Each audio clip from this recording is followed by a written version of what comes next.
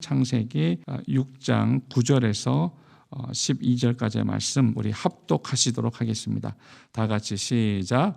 노아의 사적은 이러하니라. 노아는 의인이요 당세의 완전한 자라. 그가 하나님과 동행하였으며 그가 세 아들을 낳았으니 셈과 함과 야벳이라. 때에 온 땅이 하나님 앞에 패괴하여 강포가 땅에 충만한지라. 하나님이 보신즉 땅이 패괴하였으니 이는 땅에서 모든 혈육 있는 자의 행위가 패괴함이었더라. 아멘. 네, 계속해서 이렇게 창세기 우리 처음부터 강의식으로 이렇게 진행하고 있습니다. 저희 순서에는 그렇게 진행하고 있는데요. 오늘 함께 은혜 받으실 부분은 이제 창세기 6장 9절에서 12절까지 이제 말씀입니다. 지난번에는 이제 6장 처음부터 이제 이전까지의 말씀.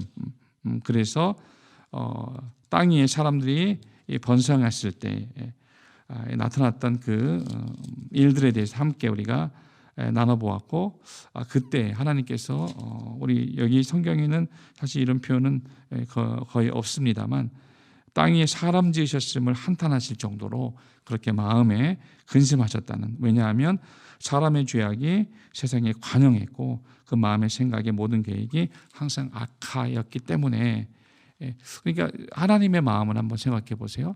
하나님이 하나님의 형상을 따라 그렇게 인간을 창조하셨어요. 인간을 창조하셨을 때 하나님의 마음이 얼마나 좋았는지 창세기 1장의 마지막 절에 정확하게 기록되어 있습니다. 하나님이 창조한 모든 창조 세계 안에 마지막에 인간을 창조하셨잖아요.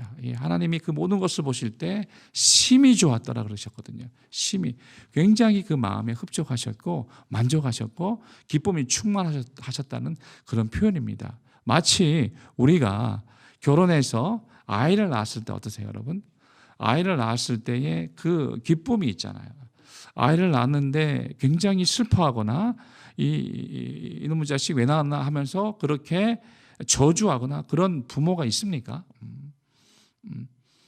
모르겠습니다. 오늘날 세상이 참 악하기 때문에 어쩌면 간혹 아주 적은 그런 퍼센테이지로 있을지는 모르겠습니다. 죄악이 넘치니까 말이에요. 그렇지만 99.9% 대부분의 부모님들은 아이가 탄생했을 때에, 이 땅에 났을 때에 그 기쁨이 있잖아요. 그 기쁨.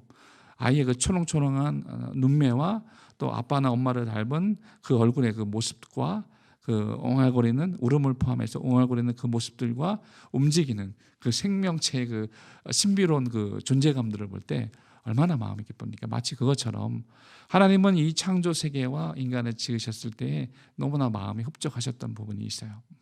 그런데 죄악이 이제 들어오게 되고 수많은 시간과 세월이 흐른 후에 이 온 땅에 사람들이 넘칠 때 그 죄악들, 죄가 인간에게로 들어온 이후에 그 죄악들도 역시 심히 확장되고 관영하다, 넘쳤다는 거예요, 세상에. 이런 부분들이 굉장히 하나님의 마음을 아프게 했던 부분들이 있습니다. 그런데 지난번 그 마지막 6장 8절에 보시면 그러나 노아는 여호와께 은혜를 입었다, 이 말씀이 있거든요. 이 말씀에 대한 부분이 오늘 이어지는 것입니다. 그러나 노아는, 세상이 죄악 가운데 그 죄악과 또 하나님을 배반하며 거역했던 그 모습들로 가득했지만 노아는 은혜를 입었더라, 이 말씀이 있어요. 자, 그러면 노아의 믿음과 노아의 삶은 어떠했는데요? 오늘 본문 보세요. 9절 첫 절에 노아의 사적은 이러하니라. 역사입니다. 노아의 역사라고 보시면 됩니다. 사적이라는 이제 옛 구어를 이제 쓴 표현인데요. 노아의 역사는 이러했어요. 노아는 의인이요, 이렇게 표현합니다. 여러분, 노아가 의인이었다고 표현합니다. 여기서 노아가 의인이었다는 이 표현은 노아가 하나님 앞에서 무죄했다라는 표현이 아니에요. 무죄했다라는 표현이 아니고, 죄악이 관영했던 시대에 노아 나름대로 하나님 앞에 정말 의롭게 살려고, 공정하게 살려고, 선하게 살려고 그렇게 노력했다라는 상대적인 의미로서의 의인이었다는 그런 표현입니다. 그러니까 하나님 앞에서 어떤 절대적인 의의를 가질 수 있습니까? 인간이 안 되죠. 예. 세상에 의의는 없느니 하나도 없으며 로마서 3장에도 기록하고 있는 말씀처럼 여기서 노아가 의인이었던 이 표현은 절대적인 의의가 아니라 사람의 상대적인 의의, 그 행동을 묘사하는 그런 말입니다. 그러니까 무엇입니까? 세상이 부패하고 세상이 하나님을 거역하고 배반하고 죄악이 난무하는 그 세상 속에서도 노아는 하나님을 경외하려고 애를 썼고 하나님 앞에 예배자의 삶을 살려고 애를 썼다는 것이에요. 하나님의 법을 순종하려고 그렇게 힘쓰고 노력하며 살았던 그 모습들, 그 하나님 앞에 사심 없이 욕심 없이 살았던 그 모습을 하나님이 의롭다고 인정해 주셨다는 그 표현입니다. 이 표현이. 자, 그리고 계속 보세요. 당세의 완전한 자라, 이 표현이 계속해서 이어지죠.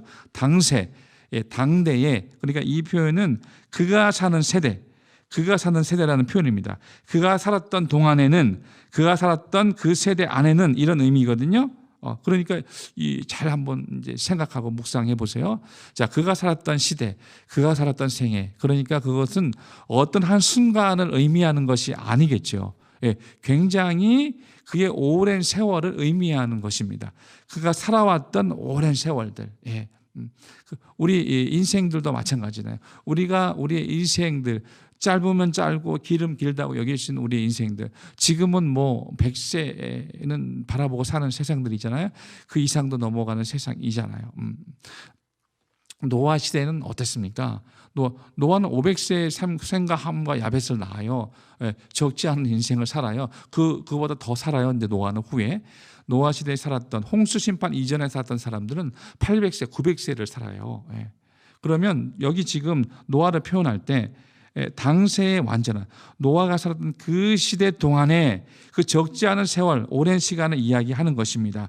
오랜 세월 동안에 노아의 그 의로움이 굉장히 지속적이었다라는 것을 의미해 주고 있는 것입니다. 노아가 하나님의 뜻대로 살고 하나님을 경외하며 살고 하나님을 예배하며 살고 정말 세상에 죄악에 물들어 살지 않고 부패한 세상 가운데 자기도 동참하여 타협하여 살지 않고 하나님을 섬기며 살려고 애쓰며 노력했던 그 시간과 그 세월과 그 생애, 그 오랜 세월 동안 그 하나님 앞에서 보여주었던 그 의로움, 그것을 우리가 여기 지금 완전하다라고 그렇게 말씀하고 있는 것입니다. 노아가 지속적이고 변함없었다는 사실을 나타내 주고 있는 표현이에요. 사실 이것만 봐도 우리가 배울 것이 참 많이 있죠. 우리 역시 마찬가지 아닙니까? 우리도 우리 세대를 사는 날 동안에 반짝하는 어느 한순간이 아니라 우리가 태어나서 죽기까지의 그 모든 우리의 세월의 그 쌓임 속에서, 쌓여가는 우리의 시간과 세월과 우리의 생애 속에서 우리는 하나님의 의를 드러내는 그런 삶을 지속적으로 변함없이 살아야 할 그런 사람들이라는 것입니다. 할렐루야. 빌립보서 2장 15절에 보면 그래서 이런 말씀이 있어요. 자, 빌립보서 한번 찾아보세요. 여러분, 성경 있으신 분들은 우리 2장 12절부터 한번 같이 읽어볼게요. 2장 12절부터 16절까지의 말씀 우리가 함께 읽어보도록 하겠습니다. 자, 빌립보서 2장 12절에서 16절까지의 말씀 함께 읽습니다. 시작. 그러므로 나의 사랑하는 자들아, 너희가 나 있을 때뿐 아니라 더욱 지금 나 없을 때에도 항상 복종하여 두렵고 떨림으로 너희 구원을 이루라. 너희 안에서 행하시는 이는 하나님이시니 자기의 기쁘신 뜻을 위하여 너희로 소원을 두고 행하게 하시나니 모든 일을 원망과 시비가 없이 하라. 이는 너희가 흠이 없고 순전하여 어그러지고 거스리는 세대 가운데서 하나님의 흠없는 자녀로 세상에서 그들 가운데 빛들로 나타내며 생명의 말씀을 밝혀 나의 다름질도 헛되지 아니하고 수고도 헛되지 아니하므로 그리스도의 날에 나로 자랑할 것이 있게 하려 함이라. 아멘. 여기 15절 보세요. 이는 너희가 흠이 없고 순전하여 어그러지고 거스리는 세대 가운데서 하나님의 흠없는 자녀로 세상 가운데 그들 가운데 빛들로 나타내며. 아멘. 그렇습니다. 저와 여러분 모두가 우리 세대를 살아가는 날 동안에 하나님의 의를 드러내고 빛의 자녀로서 세상 가운데 어그러지고 거스리는 세대 가운데 빛의 자녀로, 흠없는 하나님의 자녀로 세상 가운데 나타내라, 이렇게 지금 말씀하고 있는 것입니다. 그렇죠? 네. 아멘. 그렇습니다. 예수님은 세상의 빛이라고 말씀하셨잖아요. 우리가 예수 그리스도를 믿고 하나님의 자녀가 되었다는 것은 우리가 빛의 자녀가 되었다는 의미이기도 합니다. 그렇기 때문에 예수님을 따르는 저 여러분 모두는 우리 안에 주님의 빛이 있음을 잊지 말고 어둡고 캄캄한 세상을 환히 비춰주는 빛의 자녀로 우리의 삶을 살아내야 한다는 것 잊지 않으셨으면 좋겠습니다. 본문 계속 이어서 노아는 의인이요 당시의 완전한 자라, 이렇게 이야기했어요. 자, 완전한 자라는 표현을 한 번 더 살펴볼게요. 여기 지금 완전한 자라는 이 표현은 앞에서 말씀드렸던 것처럼 흠과 티가 없는 도덕적인 완전함을 의미하기보다는 생애 전체를 하나님께 온전히 드리며 살고자 하는 예배자 노아의 삶의 그 자세와 태도를 의미한다고 보시는 것이 훨씬 더 맞습니다. 그러니까 오늘날 우리의 믿음과 삶도 그렇습니다. 우리의 삶 속에, 우리의 믿음과 우리 행실 속에 여러분 완벽하고 또 완전하고 도덕적으로 윤리적으로 아무런 흠도 없이 살아가십니까? 그렇지 않잖아요. 우리도 실수가 있고 허물이 있고 잘못들이 있어요. 하나님을 믿는 하나님의 자녀로 살아감에도 불구하고 우리는 여전한 죄성을 가지고 하나님 앞에 거짓되이 살기도 하고 죄를 지으며 살기도 하고 우리의 그런 모습들이 있어요. 그럼에도 불구하고 지금 그 마음의 자세와 그 태도를 보시는 겁니다. 하나님은 사람을 외모로 보시지 않는다고 했어요. 그 마음의 중심을 보신다고 했어요. 우리 마음의 중심을 말씀드리는 거예요. 노아의 마음의 중심이 어떠했습니까? 여러분, 우리 노아를 생각할 때 이 성경 구절, 이 구절만을 생각하면 노아가 거의 완벽한 사람이에요. 노아가 거의 완전한 사람으로 보여요. 그러니까 하나님이 구원하셨지 이렇게 이야기할 수도 있어요. 그렇지만 노아의 생애를 쫙 한번 생각해 보세요. 노아가 홍수 심판 이후에 노아의 방주를 잘 준비했어요. 이제 후에도 계속 할 거지만 홍수 심판 이후에 또 노아의 방주 사건 이후에 노아의 노년의 생애를 한번 생각해 보세요. 셈과 함과 야벳을 낳고 그 이후에 그 노년의 생애 가운데 에피소드가 성경에 나와요. 어떤 에피소드가 나옵니까? 노아가 술에 취해 실수를 저지르는 모습들이 나와요. 네. 그래서 그 자식들에게 좀 보여주지는 말아야 수치스러운 모습을 보여주는 그런 사건들이 나와요. 그 무엇을 의미하는 것입니까? 노아의 믿음과 그 삶에 있어서 노아가 완벽하고 완전한 사람이 아니라는 거예요. 우리와 성정이 같은 사람인 거예요. 아브라함처럼 믿음의 조상으로 우리가 말씀하고 있는 아브라함도 마찬가지잖아요. 믿음의 조상이에요. 성경에서 말씀하는 우리 믿음의 아버지라고 할 수 있어요. 그렇지만 아브라함의 생애 역시 어땠습니까? 실수투성이에요. 얼룩이 있고 허물이 있고 잘못들이 있어요. 중요한 것은 무엇입니까? 그 마음의 중심. 비록 타락한 세상, 죄악이 관영한 세상에 살고 있는 우리라 할지라도 우리 안에 있는 그 여전한 죄성들로 인하여 우리는 실수하고 남을 비난하고 이웃을 사랑하지 않고 이기적으로 살고 교만이 가득하고 그렇게 우리는 잘못을 저지르며 살 때도 많이 있어요. 그렇지만 그럼에도 불구하고 우리 하나님을 경외하려고 애쓰고 하나님께 회개하려고 애쓰고 하나님을 예배하는 예배자의 삶을 살려고 우리의 마음의 자세와 태도를 하나님 앞에 지속적으로 가지며 사는 거예요. 그것을 하나님이 의롭다 보시고 완전하다 보시는 것입니다. 할렐루야. 아멘. 그렇습니다. 그렇기 때문에 예수 그리스도를 의지하고 바라보는 우리의 믿음도 역시 그렇습니다. 우리 자신의 생애 전부를 온전히 하나님께 드리며 살고자 하는 그 마음의 자세와 중심과 태도를 가지고 살아갈 때 우리도 역시 주님 앞에 의로운 자라 완전한 자라 칭함을 받을 수 있는 것입니다. 로마서 12장 우리 1절과 2절의 말씀 잘 아시죠? 그러므로 형제들아 내가 하나님의 모든 자비하심으로 너희를 권하노니 너희 몸을 하나님이 기뻐하시는 거룩한 사한 제사로 드리라. 이런 너희들의 영적 예배니라. 너희는 이 세대를 본받지 말고 오직 마음을 새롭게 함으로 변화를 받아 하나님의 기뻐하시고 선하시고 온전하신 뜻이 무엇인지 분별하도록 하라. 아멘. 그렇습니다. 우리의 마음을 새롭게 함으로 날마다 하나님과 동행하며 하나님을 섬기는 예배자의 삶을 살려고 우리가 힘쓰고 애쓰고 노력할 때 그것은 헛되지 않은 것입니다. 그 마음의 중심과 자세를 하나님이 보시고 받으신다는 것입니다. 할렐루야. 그렇습니다. 자, 6장 9절 또 계속해서 하반부 우리 읽도록 할게요. 자, 마지막에 6장 9절에 어떻게 기록되어 있습니까? 노아는 의인이었고 당시에 완전한 자였고, 그리고 어떻게 기록합니까? 그가 하나님과 동행하였으며, 이렇게 말씀하고 있어요. 예, 마치 노아라는 사람에 대한 결론과도 같은 문구입니다. 그가 하나님과 동행했다라고 이야기합니다.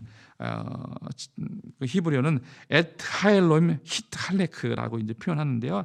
여기 할라크라는 표현, 이 동행이라는 이제 단어거든요.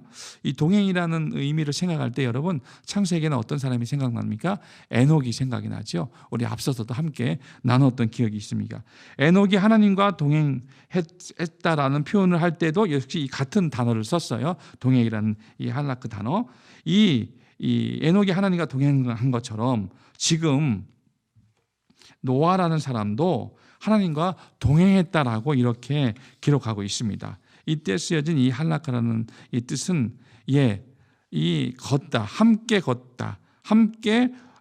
돌아다니다, 함께 살다, 이런 의미를 가지고 있어요. 그러니까 걸어다니고 또 살아내고 또 걷는 것은 이 주체는 이제 인간, 사람이지만 그 곁에 함께 하시는 분이 하나님이시라는 거예요. 할렐루야. 그 곁에 함께 하시는 분. 그래서 함께 걷고 함께 살고 함께 돌아다니는 분, 그분이 누구시냐면 하나님이시라는 거예요. 그러니까 인간의 삶에 대한 책임을 하나님이 함께 져주시고 그의 삶을 옆에서 주관하시는 하나님이시라는 거예요. 인간에 대한 하나님의 섭리와 돌보심을 나타내주고 있는 그런 단어이기도 합니다. 그렇습니다. 우리가 하나님과 동행하는 삶을 살아가는 것, 이 지금 에녹도 그랬고 노아도 그랬어요. 하나님과 동행하는 삶을 살아가는 것 자체가 우리가 그 죄악이 관영한 세상 속에서도 죄악과 타협하지 않고 또 그 죄악에 물들지 않고 우리의 그 믿음의 승리, 삶의 승리, 신앙의 승리를 가져올 수 있는 길이 되는 것입니다. 예, 하나님과 동행하는 것이 그래서 중요한 것입니다. 10절 계속해서 말씀 읽겠습니다. 그가 세 아들을 낳았으니 셈과 함과 야벳이라. 이 갑자기 이제 자손들에 대한 이야기가 나오는데요. 이 부분은 후에 다시 강조를 하도록 하겠습니다. 이 이야기가 기록되어 있는 것은 뭐냐면 이제 홍수 심판 이후에 인류 역사를 새롭게 시작할 이 노아의 후손들의 이야기이기 때문에 그 이름을 거론해주고 있는 것 같아요. 계속해서 11절 보십니다. 자, 때에 지금 이 11절과 12절, 그러니까 노아가 살고 있던 그 시대에 대한 상황들을 다시 한번 결론적으로 정리해서 이야기해 주고 있는 것입니다. 때에 온 땅이 하나님 앞에 회개하여 강포가 충만한지라. 하나님이 보신즉 땅이 회개하였으니 이는 땅에서 모든 혈육 있는 자의 행위가 회개함이었더라. 여기 두 단어가 눈에 띕니다. 때에 온 땅이 하나님 앞에 회개하였다 라는 표현이 몇 번 나와요. 여러분, 폐괴하였다는 표현이 무슨 뜻입니까? 옛 언어로 쓰여져 있어서 잘 안 들어오실 수 있는데 아주 쉽게 말하면 썩었다는 것입니다. 썩었다는 거예요. 부패했다는 것이고 썩었다는 의미거든요. 여러분, 요즘 이제 4월부터 이제 5월 초가 됐는데 막 고추 모종도 심으시고 뭐 이렇게 사람들이 이제 심잖아요. 뭐 상추도 심으시고 그런데 제가 얼마 전에 한번 작년에도 이렇게 이야기했던 기억이 나는데요. 저는 이제 서울에서 태어나서 이제 농사나 이런 걸 쳐본 적은 한 번도 없습니다. 그런데 작년에 이제 옥상에다가 제가 사는 이제 빌라 옥상에다가 고추 모종을 한번 처음 심어봤어요. 그런데 놀라운 일이 이제 있었거든요. 저는 그런 걸 한번 해본 적 없는데 물만 줬어요. 물만. 아무것도 물만 줬는데도 고추가 너무나 잘 열리는 거예요. 너무너무 잘 열리는 거예요. 그래서 막 수십 개가 막 열렸어요. 그래서 깜짝 놀랐습니다. 저는 물만 줬고 햇빛을 받고 때로는 비가 오고 하나님이 햇빛과 비를 주신 것밖에 없는데 나는 그냥 사랑스럽게 쳐다보고 물만 준 것밖에 없는데 너무너무 잘 자라는 거예요. 참 많은 것들을 좀 깨닫게 하는 그런 저에게는 에피소드가 되는 이제 사건이었는데요. 근데 보세요, 여러분. 그 땅이 썩었다고 생각을 해보세요. 그 땅이 썩으면 식물들이 잘 자라날 수 있습니까? 땅이 부패하고 썩었어요. 오늘날 이제 현대 사회가 이제 그렇잖아요. 이렇게 땅이 오염되잖아요. 예. 화학 비료도 많이 쓰고 기름 유출도 되고 하니까 땅이 막 산성화가 되고 땅이 막 부패하고 썩어요. 그러면 식물들이 잘 자라날 수 있나요? 예. 자라날 수 없어요. 네, 어떤 아름다운 꽃들도 식물도 아름답게 자라날 수가 없어요. 하나님이 보실 때 온 땅이, 땅이라는 에르츠라는 이 표현은 땅을 의미하기도 하고 인간을 의미하기도 합니다. 이 시대에 살았던 모든 동시대의 모든 사람들을 표현하는 의미이기도 합니다. 자, 이 온 땅이 하나님 앞에 다 썩었다는 거예요. 부패했다는 거예요. 그래서 이 개역개정 성경에 보면 그때 온 땅이 하나님 앞에 부패하여 포악함이 땅이 가득한지라. 세번역 성경에 보니까 이 표현이 이렇게 되어 있어요. 하나님이 보시니 세상이 썩었고 무법천지가 되어 있었다, 이렇게 표현되어 있어요. 이것이 좀 더 리얼하게 와닿는 것 같아요. 하나님 앞에 세상이 썩었다는 것입니다. 온 땅이 썩었다는 것이고 하나님 앞에 썩었다는 것이에요. 그것도 중요한 것입니다. 이 폐기에 따른 이 표현, 썩었다는 것, 그러니까 하나님 앞에 거역하고 불순종하고 방종하여서 악으로 악취가 나는 그런 상태를 의미하는 그런 표현입니다. 그렇죠, 여러분. 예레미야 17장 9절에서 10절까지의 말씀 한번 찾아보세요. 자, 예레미야 17장 9절에서 10절 이 말씀 한번 우리 찾아보시기 바랍니다. 예레미야 17장 9절에서 10절까지의 말씀 우리 한번 찾아서 함께 읽어 주셨으면 좋겠습니다. 네, 예레미야 17장 9절에서 10절 말씀입니다. 자, 다 같이 찾으신 줄로 알고 예레미야 17장 9절에서 10절 말씀 함께 읽습니다. 시작. 만물보다 거짓되고 심히 부패한 것은 마음이라. 누가 능히 이를 알리오마는 나 여호와는 심장을 살피며 폐부를 시험하고 각각 그 행위와 그 행실대로 보응하나니. 아멘. 네, 맞아요. 여기 지금 보면 만물보다 거짓되고 심히 부패한 것은 마음이라. 인간의 마음이라는 것이에요. 인간의 입으로 들어가는 것이 그 사람을 더럽게 하는 것이 아니라 인간의 그 입에서 나오는 것은 마음에서 나오는 것인데 그것이 그 사람을 더럽게 한다고 했어요. 그것은 온갖 하나님과 세상 앞에서 죄악된 것들 뿐이에요. 거짓과 시기와 질투와 욕심과 강포와 폭력과 살인과 음란과 또 이 패악함과 이 모든 불순종과 거역함들, 이런 것들로 인해서 세상에 부패가 날 정도, 악취가 날 정도의 상태, 하나님 보실 때 그래서 이 땅이 그렇게 부패하였다는 것입니다. 그 다음에 강포라는 표현이 또 나오죠. 강포. 하나님 앞에 폐기하여 강포했다라고 했어요. 이거는 이제 실제적인 행위를 나타내는 의미예요. 빼앗다라는 표현이거든요. 해치다라는 표현이에요.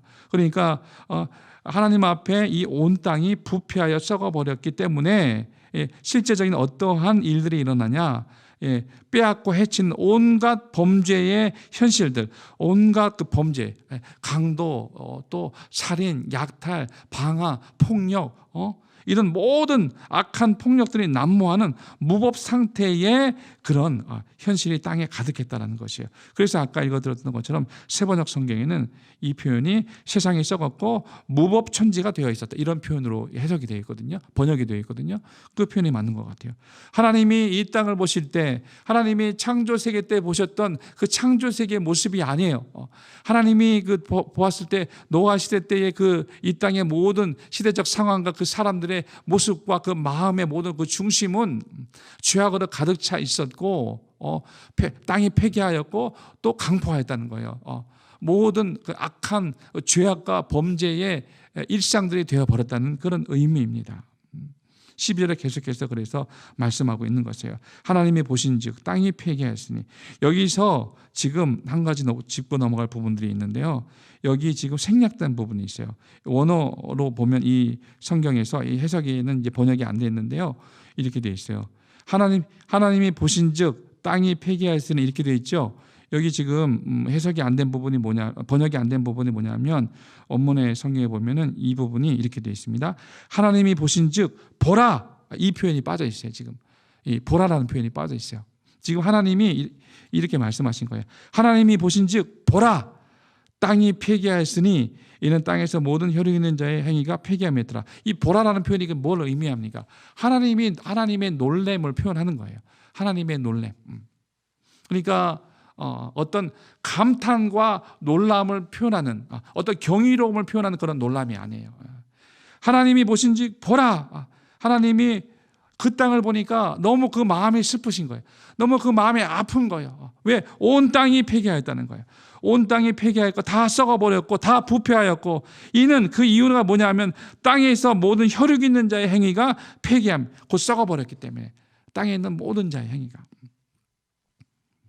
이것을 세번역 성경으로 보시면요, 12절 말씀이 하나님이 땅을 보시니 썩어 있었다. 살과 피를 지니고 땅에 사는 모든 사람들의 삶이 속속들이 썩어 있었다. 이렇게 표현되어 있어요.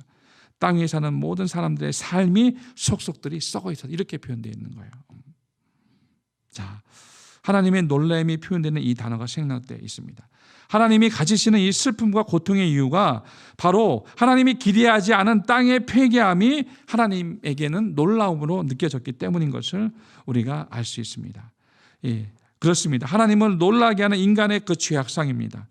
땅은 조금의 선함도 발견할 수 없는 상태에 이르렀고 인간의 죄악은 극치에 다다라 있었다는 것입니다. 그렇죠. 그렇습니다. 이 노아의 시대적 상황인 거예요. 여러분 지난번에 말씀드렸는데, 그럼 노아 시대 때 여러분 인구수가 얼마나 됐는지 아세요? 학자들의 이제 그 자료에 보니까 지금 저희 지금 살고 있는 시대가 지구촌이 지금 거의 80억 가까운 인구가 살잖아요.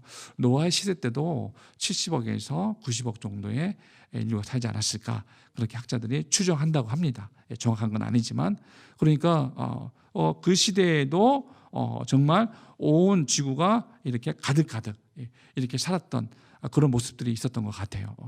그러니까 지금의 시대와 그렇게 크게 다르지 않는다는 것을 볼 때, 예수님도 말씀하셨잖아요. 예수님이 살았던 그 시대에도 노아의 때와 같고 소돔과 고모라의 때와 같다고 그렇게 이야기하시기도 했어요. 지금은 그보다 더 많아졌잖아요. 훨씬 더 2000년 전이니까. 그렇다면 대부분의 노아 시대 사람들이 어떤 생각과 사상과 마음과 사고를 가지고 살았는가? 영적인 문제는 전혀 관심이 없었던 것 같아요. 그 셋의 후손들 역시 하나님의 경건히 섬기는 사람들이었지만 점차적으로 그들도 세상 사람들과 어울리고 물들었던 모습들이 있었던 것 같아요.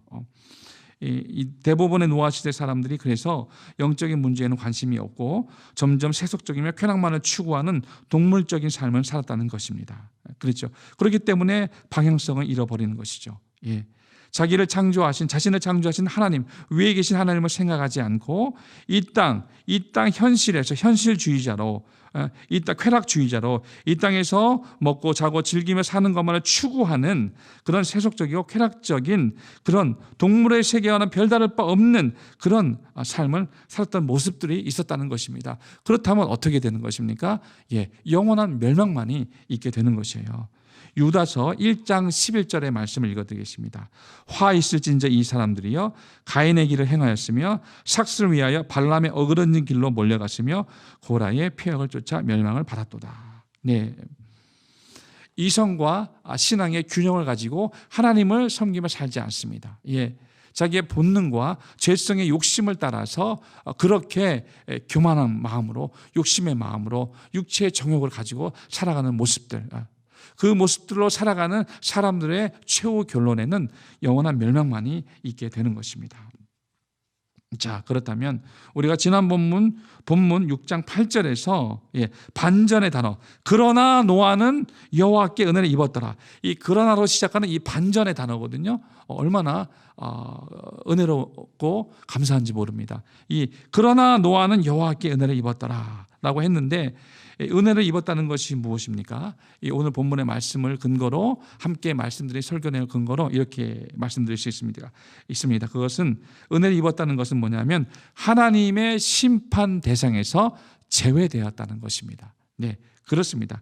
하나님이 이 땅을 보실 때 사람의 폐기함과 강포가 온 세상에 가득하고 죄악의 간영함을 보셨어요. 그래서 하나님은 그 마음에 근심하셨어요. 한탄하시기도 했어요. 그래서 세상에 있는 모든 사람들을 지면에서 쓸어버릴 것을 결심하셨죠. 그러나 노아만은 그러한 심판에서 구원하시기로 하신 것입니다. 그래서 성경에는 노아를 은혜를 입은 자라고 그렇게 이야기한 것입니다. 그렇죠. 노아가 이처럼 하나님께 은혜를 입어 심판에서 제어되고 구원받게 되었습니다. 그 이유가 바로 오늘 읽은 이 9절의 말씀에 기록되어 있는 것이에요. 예. 그가 의인이었고 당세의 완전한 자로 하나님과 동행하며 살았기 때문입니다. 예, 하나님을 순종하고 하나님의 법을 지키며 하나님을 주목하고 하나님 중심의 삶을 살려고 했던 노아의 그 의로움, 노아의 그 마음의 중심과 그 태도가 하나님 앞에 상달되었기 때문입니다. 그렇기 때문에 이 정말 멸망적 상황에서 하나님은 이 의인을 악인과 함께 멸하시지 않는 모습을 봅니다. 아멘. 그렇습니다. 하나님은 의인을 악인과 함께 멸망시키지 않습니다. 하나님은 공의로우시기 때문에 결코 의인을 악인과 함께 멸망시키지 않는다는 사실을 우리는 잘 압니다. 바로 이 믿음을 우리가 가지고 이 땅을 살아야 할 것입니다. 우리도 죄악이 관영한 이 세상에 삽니다.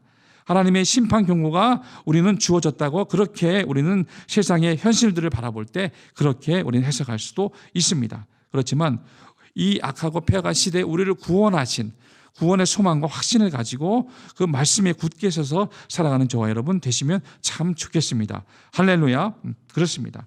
그래서 하나님이 노아의 가정을 구원해 주신 것처럼 소돔 땅을 멸망시키실 때 의인 롯을 구원해 주신 것처럼 마지막 날 세상을 심판하실 때에도 예수 그리스도의 보혈로 구원받은 하나님의 사람들, 그 믿음을 지키며 하나님 앞에 그 중심을 가지고 어떤 마음의 중심의 자세와 태도를 가지고 살 것인가, 우리는 늘 고민하고 늘 기도하며 살잖아요.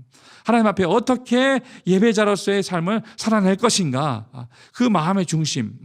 비록 세상은 죄악이 관영하지만 하나님의 뜻대로 살고자 하는 우리의 마음의 중심, 거룩하게 살고자 하는 우리의 마음의 중심, 예배자로서 하나님의 말씀과 뜻을 쫓아 살려가는 우리의 마음의 중심, 하나님이 기뻐하시는 하나님의 교회가 세워지기를 간절히 사모하는 우리 개혁성도들의 순수한 열정과 그 믿음, 그 믿음이 하나님께서 보실 때 의롭다 여기고 또한 우리를 노아의 가정처럼 그렇게 구원해 주시는 것입니다. 할렐루야. 우리 기도하겠습니다.